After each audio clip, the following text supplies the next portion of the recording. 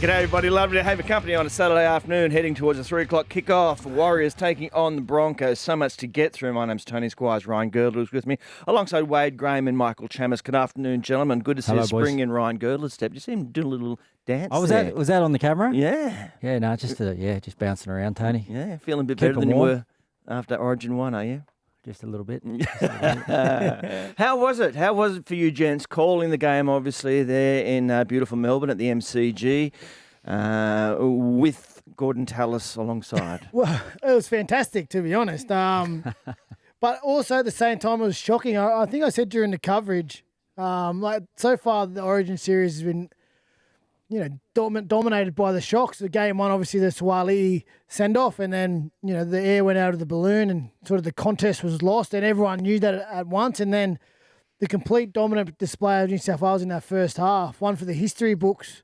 The stats were something I'd never seen before in a club game, let alone an Origin game, how much, New South Wales dominated those stats and then on the scoreboard. So I think everyone was shocked at halftime there as well. So I can't wait for what Game 3 can toss up, because it's been a weird series so far. But just talk me through, I mean, we're going to get to the game and details in a minute. Just talk me through the look on Gordy's face. How is that, Gerds? It's always interesting to be around Gordy and the Queensland guys at Origin time, because, it's like they've always got an agenda. They always try and, when it's their side's playing well, they're talking up New South Wales. When New South Wales are playing well, they're talking up New South Wales. And it's just so predictable what happens.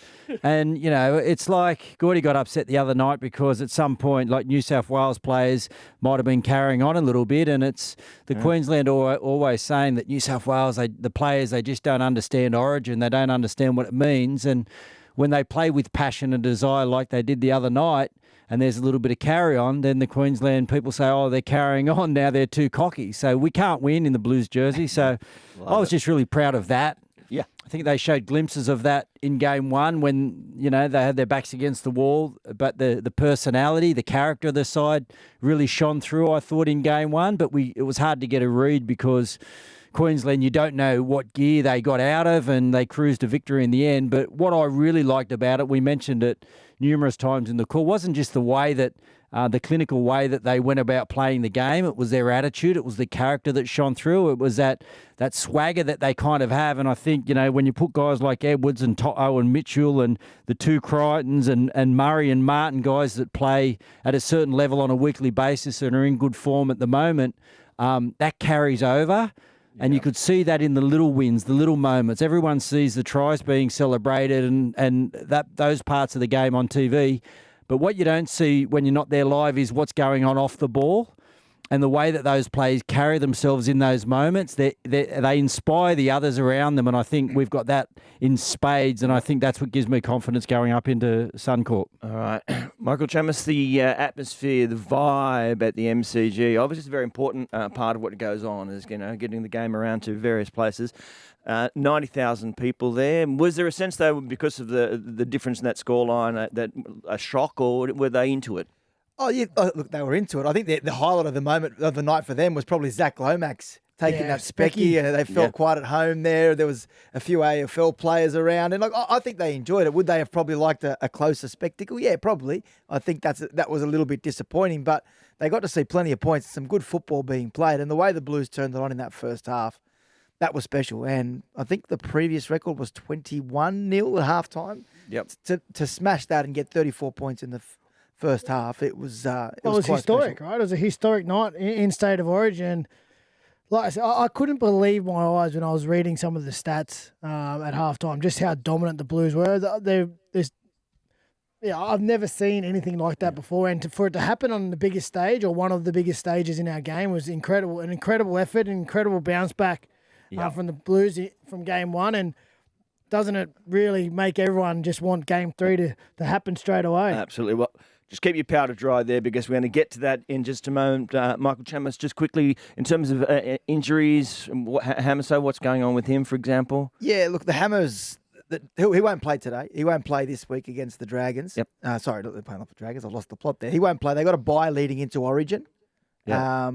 No, they play the They play Dragons They play the Dragons tomorrow after 2 o'clock, today. but then they have a bye leading into Origin. Yep. So he won't play, but the Dolphins think he'll be fine to play in Origin 3. So he won't play again before that team is picked, but they're saying he'll be okay for Game 3. Triple M rocking the footy with a bit of NXS on a Saturday afternoon for you. Tony Squires, Ryan Girdler, Wade Graham and Michael Chammas. Those three gentlemen, of course, were at the MCG as New South Wales put on an absolute State of Origin clinic. I was sitting at home in my Blues jersey on the couch, enjoying it just as much. 34... Is it knitted, Tony? Knitted? Your No. Blues jersey? No, it's an actual Like, is it a blue Blues... cardigan or a proper... Because that's the closest you get to wearing a football jumper, isn't it? Great. Not even the closest I get. They're a bit knitted tight cardigan, these days, blue. I have to tell you. The footy jumper. I should have the cardigan would have been a very, very good idea. He hasn't put on a Dragons jersey for a few years. There hasn't been any reason to do that. Hey, come on, it's turning though. I tell you, it's a few sizes too small for me now if I try to get that thing on. 34-0 at halftime. An amazing scoreline, as you said, Wade Graham. It just happened so quickly, and it was almost beyond belief what was going on in that first half. Yeah, well, I was talking quickly just before off air about how important it was for New South Wales to get some confidence early of all the changes, and particularly after Game 1. And when they had those couple of sets early in the game on Queensland's lawn, they were a little bit clunky. It wasn't as if they were polished and executing sharp, but they managed to just create a little bit of pressure, and then Mitchell Moses plays that short ball to Liam Martin, and just they capitalise on that possession. It's a shot of confidence across the whole team. And then from that moment on, normally a team, even at Origin level, but particularly at NRL level, they'll have momentum, and at some stage they'll release the pressure with either an error, or they'll give a penalty away, or they'll find some way, or the other team will create their own momentum, and it'll shift back and even back out. But it just never happened in that game. Well, in the first half, New South Wales just were relentless. They kept the foot, on the throat, as some coaches like to call it, and they just never allowed Queensland to get back in the game. And because they were so clinical, there was not much really Queensland could do. When a team's in that mood, controls all the field position, controls all the energy, as an opposition and as a defence, there's really not much you can do when a team is executing at 100%. And New South Wales were just... It was almost the perfect half of football. Would they miss 2 tackles in the first half? 2 tackles. I think there was 1 error. Yeah. And because they put so much fatigue into that Queensland defensive line, they were just opening them up at will. And then a couple of really special plays. Obviously, the Lomax Specky comes to mind. Angus Crichton was so physically dominant on that left-hand edge. They were just running right out there, and it's probably the one of the best halves of footy I've ever seen, and for it to happen at that level, it's incredible. It was an incredible display from New South Wales. Mitchell Moses, obviously there was pressure on the number 7, always is going to be. He comes in, his kicking game was brilliant, his offloading, his running game, his defensive game was sensational as well, Gerds. I've really enjoyed watching Mitch play at all levels over the last couple of years. I think everyone was just waiting for him to develop into that player, that dominant half. And he's had moments through his career where he's gone through great patches, but now every week you just see the consistency that he plays with. And I was really looking forward just to see how he was going to bring that maturity, especially going into a game where New South Wales are 1 down, and he's the main man. And he's stepping into a side where he hasn't played a lot of footy with a lot of those guys, but knew that he needed to be the dominant figure and just behaved accordingly. His long kicking game was sensational. His short kicking game was just as good, and some of his defensive reads were first class, and they're the parts of his game that he really seems to enjoy now. It's not all those big moments of what he does when he's running the football or setting up tries. It's the gritty stuff. It's his kick chase, and he's really playing like a really physical style now. You can just tell that he's matured so much as a footy player, and he just had the ball on the string. And look, Mitch will be the first guy to tell you he's not doing that unless the forwards go out there with a point to prove. And I think that's exactly what New South Wales did in the middle. They were just looking for contact. They just wanted, obviously you don't go out in an Origin game expecting to score so many points or be so clinical with the football, but you could just see their mindset was to go out there and just, to win the contact, to win the middle. And as soon as they started doing that, you could just tell, their first kick chase, and when they got down there, the contact that Crichton, I think, put on Collins early. It sent a real message. And then, Mitch and the boys had so much time to kick. There was so much fatigue in Queensland. There was no inside pressure. And you've still got to put it where it needs to go, and you've still got to, pick your spots the way that he did. But, yeah, the middle was just we were so dominant in those parts of the game where the halves just had so much time and space that you don't usually see that in Origin. And I think Mitch is experienced enough to know that he's not going to get that sort of time and space in Game 3, so he's going to have to play a different style. But it was put on an absolute platter for Mitch the other night, but he delivered at the same time. Yeah, look, I just wanted to, obviously with you two sitting in the room, two of New South Wales greats, there's no point in me talking about what happened on the field, but off the field with Michael Maguire, imagine I don't see eye to eye. So this is something I don't do very often. But the way he's handled Origin, the camp, and the way he's been able to change the way he coaches, because he's renowned for being a really intense character. And at Clubland, that often burns people out. And the way he's approached this Origin series, having spoken to quite a few of the players, he's dialed it down. He knows the players that he's got. And there's obviously this intensity about him. You don't change that overnight. But to get the best out of those guys, create an environment where they all feel comfortable, in particular Latrell Mitchell, who I spoke to after the game and said, I don't know what I was worried about coming into this camp and playing under Madge, because he avoided his phone calls in the lead up to Game 1. He said the environment that was created here and that bond, and you could see it. You could see it in the players, in their reaction and the emotion and what he'd instilled in them. I think you take your hat off to Michael Maguire for what he was able to do. I think he made I think there was some strategical errors in Game 1 around adjusting to the 12 men that they had, that he would have realised. It probably wouldn't have made any difference to the result, but he didn't adjust quick enough or make the right changes. Then he brings in players to his team for Game 2, and really 4 of those guys were really, really unavailable. Dylan Edwards was unavailable. Connor Watson would have been picked but was unavailable. Mitchell Moses would have been picked but was unavailable. And Cameron Murray was unavailable. The only one that he made a change, and it was forced because Joseph Swaliti was suspended, was to bring Latrell Mitchell in. And he did that. He invited Latrell to his house in the lead up to Game 2, before he even picked the team. Latrell, he went over there, and what Latrell said to him is, I just want to feel part of a team where I feel like everyone has each other's backs. And that comes from the coach as well. And then from the very first day in camp, have that chat with Latrell Mitchell, what does Michael Maguire do? He fires a shot at Queensland. The glass house sledge, and he shows the rest of the New South Wales players that I do have your backs. And I feel like they were galvanised, and they went into that game with a real sense of solidarity, which sometimes isn't the case in New South Wales. Well, 2 things for me. Firstly, on the trail, I have to say the last few weeks for him in particular, he's been fantastic. Like, I was probably one of the ones that was highly critical of the trail and South Sydney at the start of the year with their form, just around probably attitudes and behaviours, but the comments I've seen him making over the last few weeks, in particular, if I'm a South Sydney fan and I'm a fan of Latrell, like, it's music to my ears. It really seems like he's turned the corner.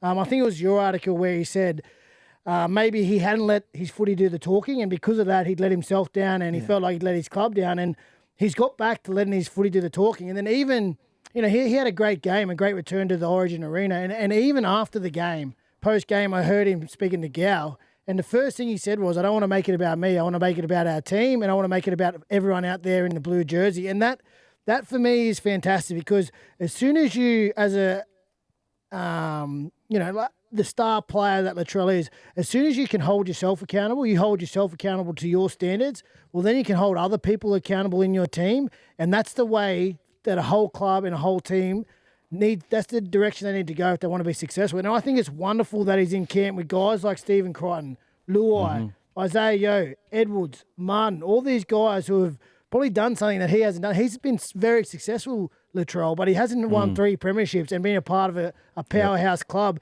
And if he turns a corner and takes his stuff back to South Sydney, like, there's no reason he can't do what Stephen Crichton is doing right now at the Bulldogs. He's that type of player. So, yeah, for me, I think he's really turned a corner, and I hope he can continue down this path, because if he does, he's definitely heading in the right direction. And just on Madge, before you jump in, Gerds, I would say he's crystal clear in the way he wants to play. He understands what he wants his team to do. And unfortunately, we didn't get to see enough of that in game one because of the circumstances. But he stuck to his guns. They played the same game, the power game through the middle, trying to create that momentum, and they executed it. And not did they execute it, they executed it perfectly, and they had success from it. Now, the trick is, can they bring it back? Can they recreate it and go to Suncorp and do that again? Execute that same game plan under the pressure of Suncorp Stadium, under probably the pressure the referee's going to be under from the crowd, and do it with a little bit of more adversity against them, because it's going to be on again. Just because we did it in game one, there's no guarantees in game three. We need to recreate it. But Madge, he understands what he wants out of his players, and they did it the other night. I think Madge learned a lot in his campaign for New Zealand Rugby League and the 5 or 6 years that he had with there in relation to only having a certain amount of time with players, getting the best players into camp and just allowing them to find their own path as opposed to like forcing a game plan and trying to understand, everyone's best attributes so that comes out on game day. So I think he learned a lot from that. We've seen the success he had at the back end of his tenure there with New Zealand. And I think the fact that I said it the other night, Wader, the fact that the benefits I think that he's going to have going into Suncorp is the fact that he's a premiership winning coach. So if you've won a premiership with a club, you know what it's like to prepare. You know what it's like to prepare for the biggest game that there is, and it's obviously something that he was successful at because he got his team to win in that grand final. So he will have his own plan coming up to Brisbane. We obviously have a really poor record up here. But I think he'll do it his own way, and I think he'll be able to take some of his club experiences and hopefully allow those to benefit New South Wales when they come up. And just quickly, Tony, I know in the last couple of years we've been talking about the Penrith guys and their combinations and how important they would be at that level. It hasn't really worked. I think what's winning now for New South Wales and what's aiding them is the fact that it's the Penrith attitude, what Wade spoke about. It's their experience. It's their ability to win. Like, who thought, a club would be able to go and win 3 premierships in a row? It's all of those little things now that I think is starting to sort of permeate with the New South Wales culture. You could see it down there on the weekend, all the success these guys have had. They're sharing it with the other guys. I remember I was able to go into in Australian camps with the Broncos back in the day, in 2000s, the domination they have, and it's infectious. Yeah. And I think that's what we're seeing with the Blues now. Just quickly, before we get off the New South Wales side of that game, the second half, 18-4, they lost to Queensland, and there were ill-disciplined areas, weren't there? There were all the stuff that was perfect in the first half suddenly kind of got a little bit messy in the second half. Yeah, and to be honest, it wasn't hard to see coming after that first half, particularly. New South Wales have been up against it for a while, and it was the first time they've probably been in a dominating position, and it's easy to get a little bit carried away when you're on top finally and let some of those past grievances or frustrations come out. And it was just probably a little bit of, they thought it was probably time to let them know they were on top for once. And although it didn't turn into the good footy, I think it's actually good that they got it a little bit out of their system so they can head back in and say, okay, well, we got a little bit of payback and got a little bit of the niggle out, and now we can focus on Suncorp, because there's no way we can take that messiness up there in Suncorp. If there's any place we need to be squeaky clean, it's up there, because, again, it's in Queensland. It's a hard place to win. The crowd's going to be involved. The referee is going to be put under pressure from the crowd. And New South Wales need to be as clean as they can be to not give the referee or Queensland any advantage at all. I think, Wado, on the back of that, I think if the governing body want a clean game up here, they need to change the referee. I don't think he's up to it. I think the way that the game was refereed in Melbourne, that's why that brought the frustration to the players, I thought, in the second half there. The first half was refereed totally different to the second half. As soon as the scoreline blew out, all of a sudden penalties were being blown for things that, weren't actually apparently in the first half. So you need to be consistent all the way through, regardless of the scoreline. Trying to give it for rubbing the hair, is that okay? All of that, that was the frustration, because, things were being called out out in the first half that were just being let go in the second half. It made no sense. And even the Queensland people will say, yeah, sure, New South Wales got some calls in the first half. Queensland got some calls in the second half. None of it was consistent. I think, Adam G was sitting next to us in the box there. In the box, I think he's the best referee at the moment. You need someone to come up here that's going to be able to handle this situation. It's going to be pretty full on. And I think he's the man for the job in Game 3. There's no room for nitpicking in Origin. You asked me earlier what the Melbourne crowd thought. Yep. That second half, they were frustrated because they came to see the two teams passionate, spilling over, and nothing crossed over the line. There wasn't anything worth sending to the sin bin. The two teams were heated. They hated each other. That's what Origin's built off. And Ashley Klein kept interjecting himself into the game, which I think he ruined the flow of the game and he ruined the spectacle in the second half. Well, I think because the scoreline was blown out, there was no real pressure on his decisions in that second half. So he was happy to, referee it as an NRL game as he saw fit. When it's not, it's a completely different contest. And the worry for me is, as Gerd said, up there at Suncorp, the pressure is on. The microscope will be on not just all 13 players from each team while they're out there. It's on the man in the middle too, and that crowd are going to be right into it. And we need a guy who's going to be able to be not just clinical but consistent both ways, and not be not let the pressure get to him. State of Origin 2, New South Wales 38, Queensland 18. Michael Chammas, you talked about Michael Maguire and what he had kind of got into the heads of Queensland as a method. Well, perhaps he did. We'll have to listen to what Billy Slater had to say post-game. Have a listen to this. Do you look to make changes in Game 3, Billy? I haven't even thought of that. We're still Queenslanders. Billy, you said we're still Queenslanders. Can you just elaborate on that? What do you mean? Well, we're from Queensland. Yeah, no, but you asked if you're going to make changes and you said we're still Queenslanders. Yeah, I said I haven't thought of that, and I said we're still Queenslanders, so that's it. Does that mean we don't make changes? I don't know. I haven't thought about it, so no, I honestly haven't thought about it. We're still Queenslanders. It's been all the talk. I was standing next to Brad Walter from NRL.com at the time in the press conference, and mate, he did really well. Yeah. I got to give him credit because when he said it, we all sort of looked at each other, and that was a crack at New South Wales. The old New South Wales, they don't stick solid, they're not loyal. We're Queenslanders, we're loyal, and Brad went him on it, and I thought it was great journalism from Brad, and I think people appreciated that he went back at Billy. Now, I don't think Billy expected a comeback, and he probably didn't have the response ready to go. But that, no doubt, that was a crack at New South Wales. That was you blokes don't know what you're doing. You guys always chop and change. Well, so is he saying that he's not going to change? Do you expect to see that same Queensland side run out for the final game? Well, I don't know. Well, who is there? David Fafita? You can make a case that David Fafita should be in that 17 somewhere? No, I'd probably make a case for Dane Gagai, to be honest. Yeah? You need someone who's going to try and fight fire with fire, and not many people can match Latrell Mitchell in that sense, but at least he's going to get out there and compete and get in his face, maybe push and shove a little bit. Gags has always been a competitor. He's experienced. That's a good shout. And Val had some issues the other night trying to contain not just Latrell, but Angus Crichton, who is it's hard to say he's not in career best form. I know he's had some super runs throughout his career where he's played outstanding footy, but the last few weeks of the Roosters and that, opening half. I know Mitch Moses, got man of the match and well-deserved 4 try assists, a record in that arena. But Angus Crichton was hands and heels the best player on that field in the first half, and he really set the tone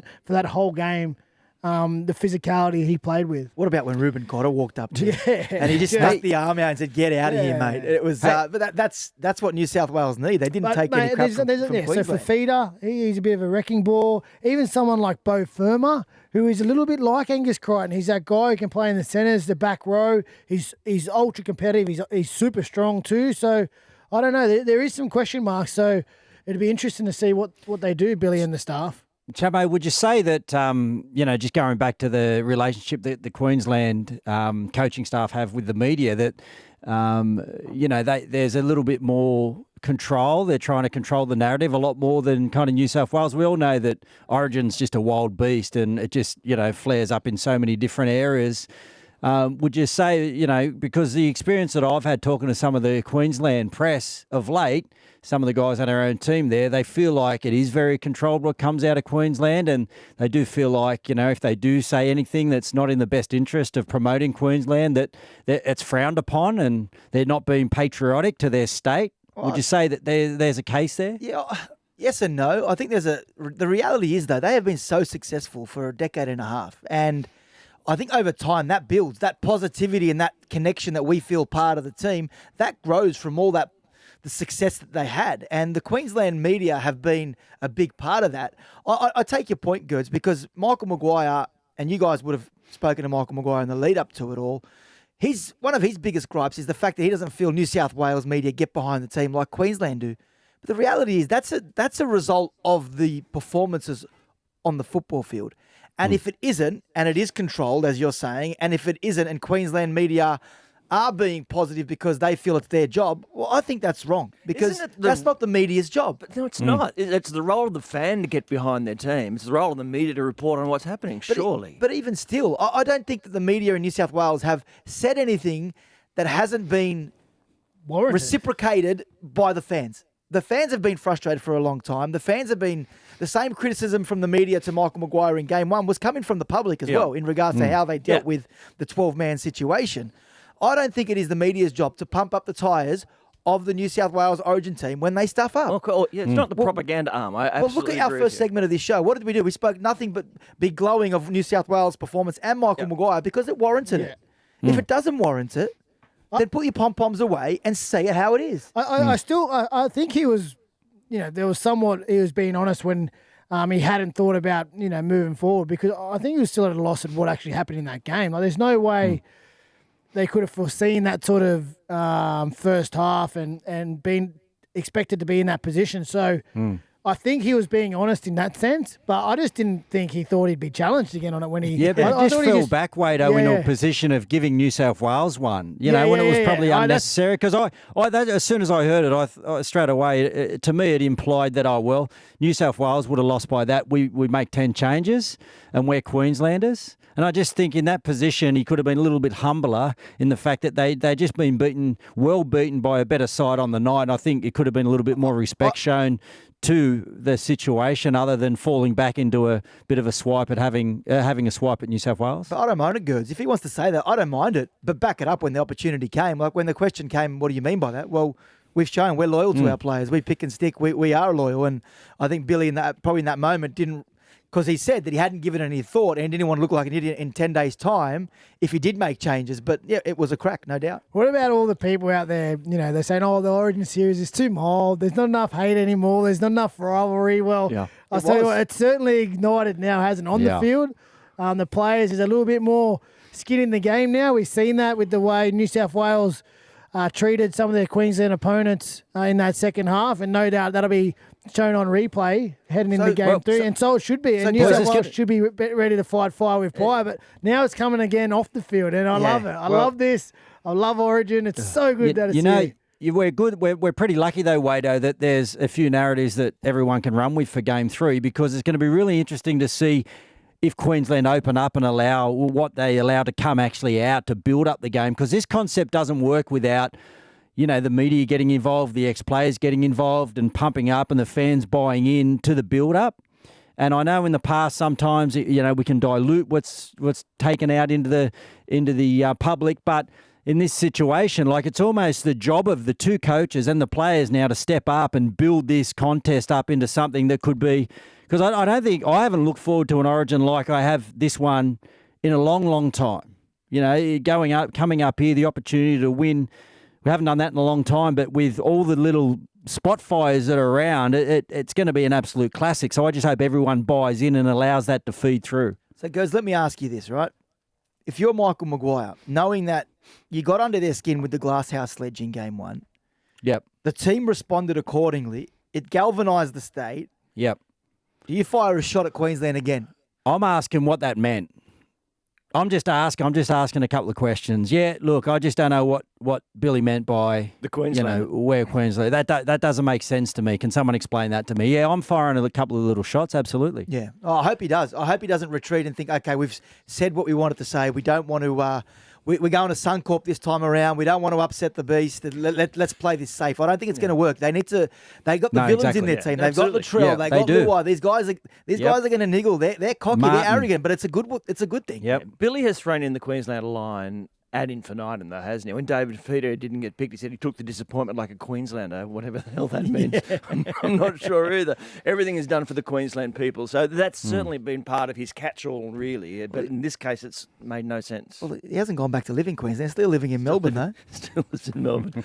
They're in their sweet spot. They're underdogs and they're playing at Suncorp. This is the Saturday Scrum. Triple M rocking the football with a bit of crowded house for you. This is, of course, the Saturday Scrum. Michael Chammas, Tony Squires, Girds and Wado with you. All right, State of Origin. Maybe, you know what, the Women's State of Origin sends a little bit of a nervous message to the men who are going into their decider, obviously at Suncorp Stadium in a couple of weeks. The New South Wales women had won the first State of Origin convincingly.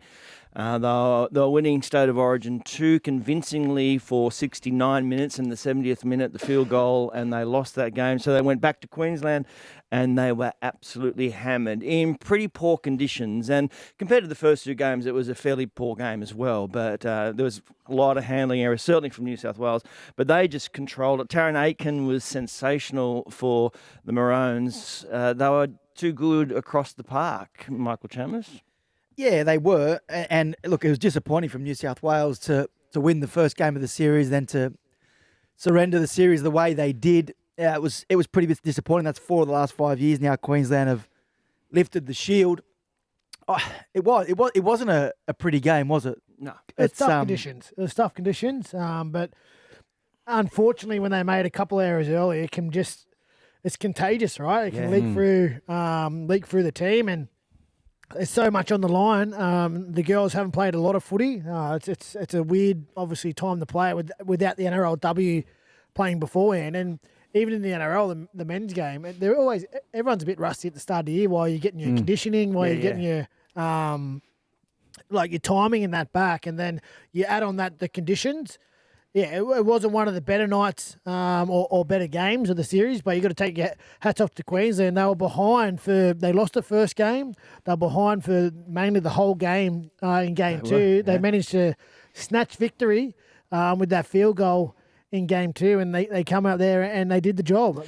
When New South Wales weren't precise with their execution and gave the Queenslanders opportunity, their experience of that team really shown, and they got to the front and proved too good for New South Wales. It's interesting, isn't it? Because in the women's game, we talk about how the improvement, how terrific it is, and the style of football we watch. There's never been any kind of too much outside criticism. It's interesting now. It's got to the stage where people are looking at it a little bit deeper. For example, now the idea of the coach Kylie Hilda.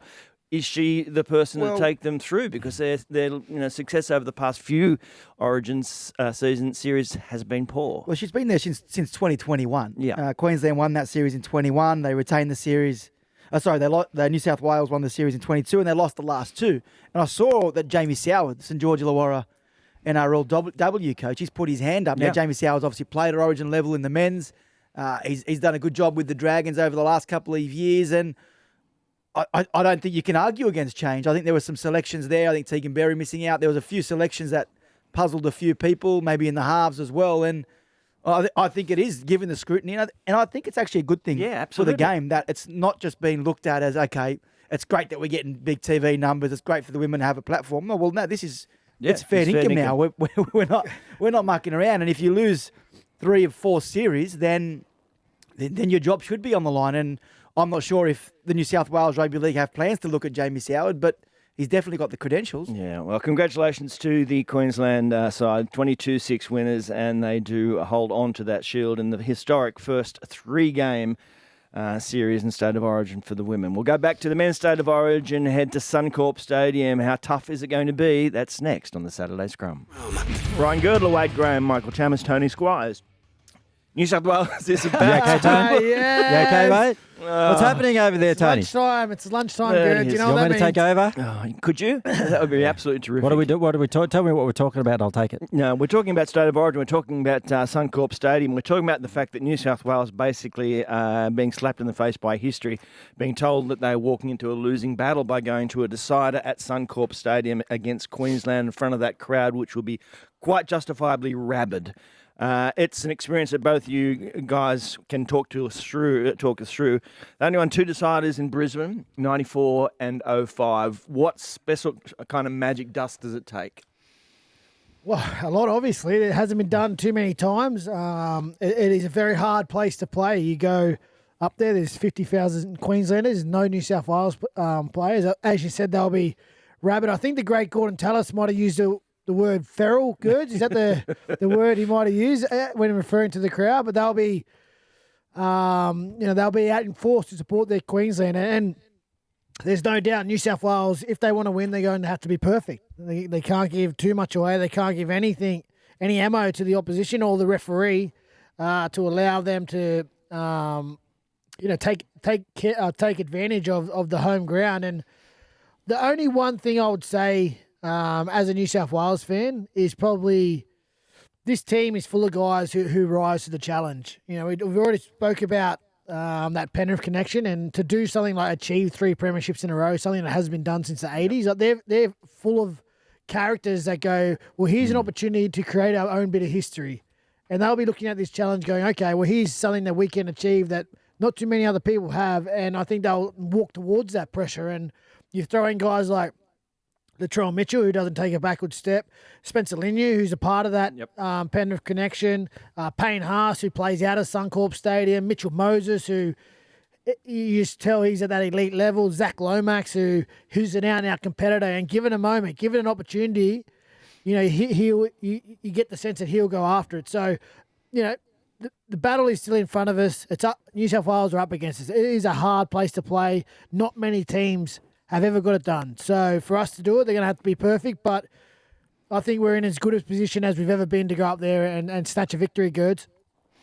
Yeah, that was my argument as well, Wade. You're going to have 6 or 7 guys that have been, in that successful team that have been able to go on and win 3 premierships in a row. That's a big contingent of, that 17-man squad. So they're going to walk into that. They're going to really face that challenge head on is the way that all those guys go about their footy. And I think, the squad will take confidence out of that. So, it's a really hard thing to do. You need to make sure that, you come in preparing to play off the back foot. You're not going to get the rub of the green. Your calls are going to go against you. And Mitch Moses is, going to be well aware that he's not going to have the same sort of luxury of what he did down there in Melbourne. He's not going to have the time. So, we've got some experience in those key positions, which is really the same as with Dylan Edwards. He's going to know what to expect in a hostile environment, even though it's only his second Origin. Because, the other night, while that game was on, we were talking about how even in a contest like that, which he doesn't thrive, Dylan, because it wasn't tight, it wasn't kind of the game that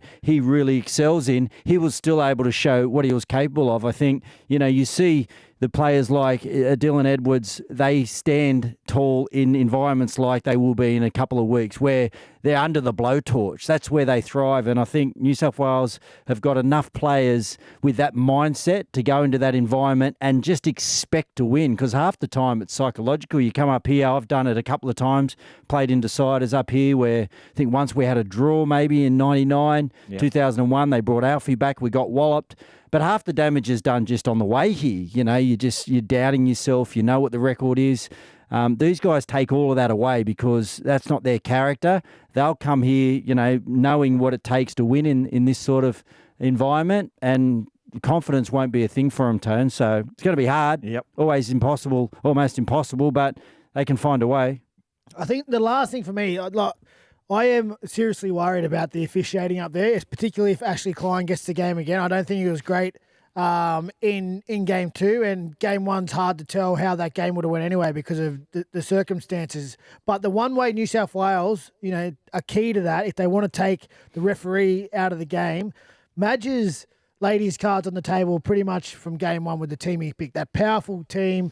He wants to play front door footy, and it's paramount that New South Wales win the collision with the defence, and they win the collision when they're running the ball. Because if they're winning the collision, you cannot help but gain momentum, and it takes the crowd and the referee out of the game because the physical battle sets the tone. So if they can get that part of their game right, which I'm assuming it'll be, barring any injuries over the next couple of weeks, a pretty similar team.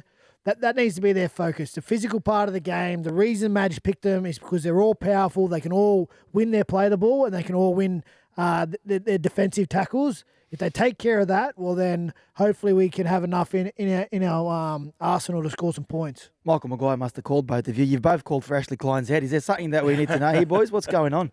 Is that part of the game plan? We just want the best referee, the most informed referee to handle this one, Chammo. That's all. Is that what it is it? Okay. Well, you've got an opportunity. You need to either take it or there's consequences. No, I understand. I understand. I think he injected himself in the game too much in game 2, and I think you're not doing New South Wales any favours by calling for his head, though, because the NRL will hear that and they don't want to be doing any team any favours. They'll give the job to the referee. Well, maybe it's a reverse psychology, then. Maybe we do want. Or maybe you do want one. I like it.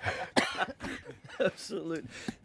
We are New South Wales. Yeah, Darren Lockyer, just on that notion of the cauldron and how difficult it is to perform in there if you're not wearing a maroon jersey. He said after the game on Wednesday night that Queensland couldn't rely on Suncorp Stadium to win the game for them. They still have to, given their performance on Wednesday, they still have to ramp it up because, frankly, they were poor Girds.